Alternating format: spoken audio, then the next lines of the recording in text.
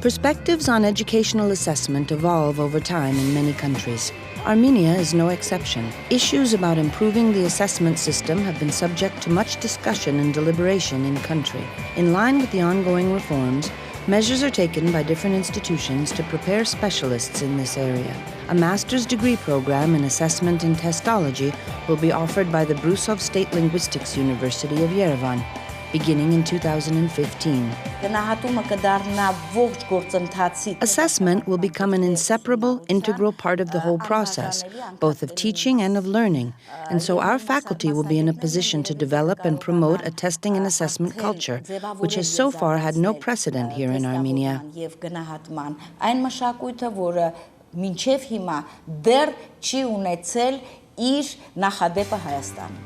The master's program will incorporate modules such as types of assessment and applications, assessment processes and outcomes, assessment of educational policy and evaluation of performance, theory and curriculum development and standard setting, testing and measurement, educational research methods, etc. A course in formative assessment and testing is now available for bachelor's degree programs in universities in Armenia, and a cradle of lectures for this class has been prepared through several workshops. The course will enhance the competencies of pre-service teachers to incorporate assessment in teaching. We will endeavor to provide answers here and now as to who conducts the assessment, why assessment is conducted, how it is conducted, and for what purpose. These educational advancements have been made possible through a grant by the Russia Education Aid for Development, READ, Trust Fund. The grant is linked to the Education Quality and Relevance Project implemented by the World Bank. Within this framework, several projects have been executed to improve student assessment and examinations in the educational system of Armenia. Over a year and a half, leading professionals in educational assessment have trained university and school teachers in Armenia. Professor Bill Boyle of the University of Manchester has worked with 45 university instructors and 25 school teachers from across the country. He imparts to them secrets of formative classroom assessment.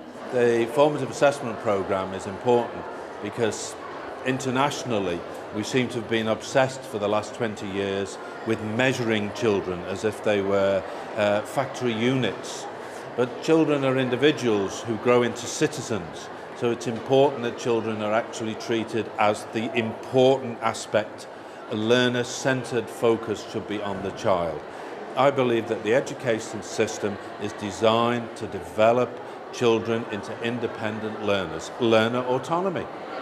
These instructors at the Vanadzor State Pedagogical Institute are Professor Boyle's students.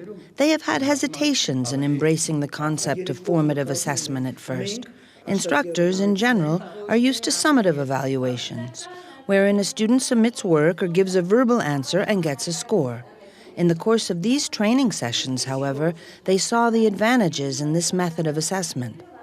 A student may quickly grasp the lesson. Another one may take time to digest. The experience shows that in many cases, it is the slow student that develops an in-depth understanding and better expresses his or her knowledge. So, by introducing formative assessment, we get rid of the dependence on the incidental score mark and spur the learner to learn for the knowledge and not for the mark.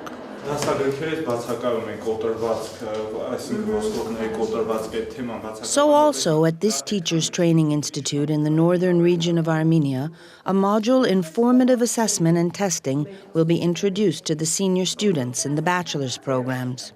In her daily teaching practices, Nazelia Satrian has started using group work and collaborative assessment methods. Students are given opportunities to discuss and compare traditional and contemporary teaching methods.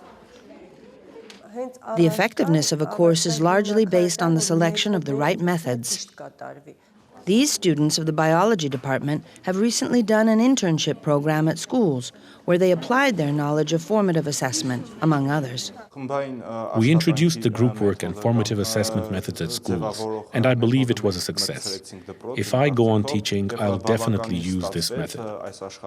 During a French lesson at school number 56 in Yerevan, pupils worked in groups and were assessed within groups. I really enjoy teamwork. We often work in teams, which makes it fun to learn French, to speak it, and to understand others when they speak.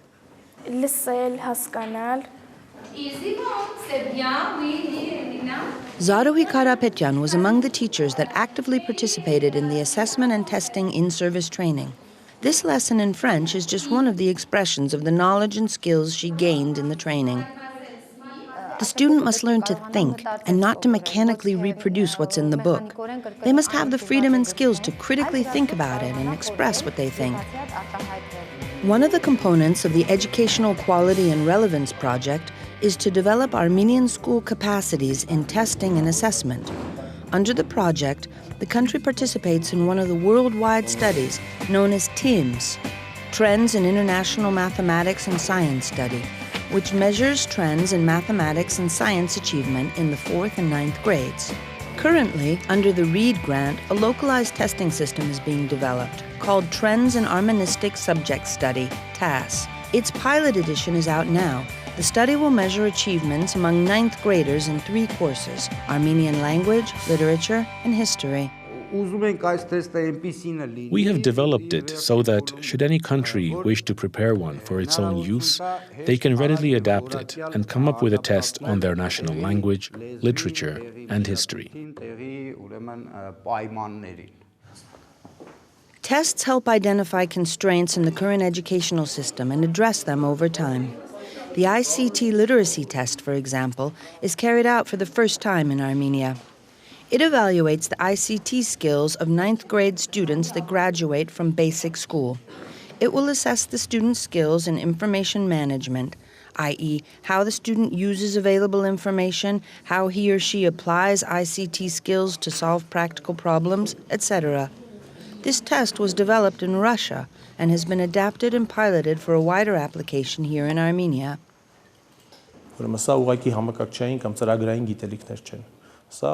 This test does not evaluate computer skills. Rather, it's an assessment of the student's intellectual processes, problem-solving skills, how one perceives and uses information, studies a subject matter from various perspectives, etc. Students complete the test online. It's conducted in the capital city and across the 11 regions. Out of a high school in Sevan, for example, the data is directly uploaded to a shared server based in Russia. The student answers 16 questions and immediately gets his or her grade. Robert Makirchan got an excellent grade. After the completion of the test, I realized that I can be more confident in such situations, that I do not need to cheat, but rather advance with my own knowledge and skills.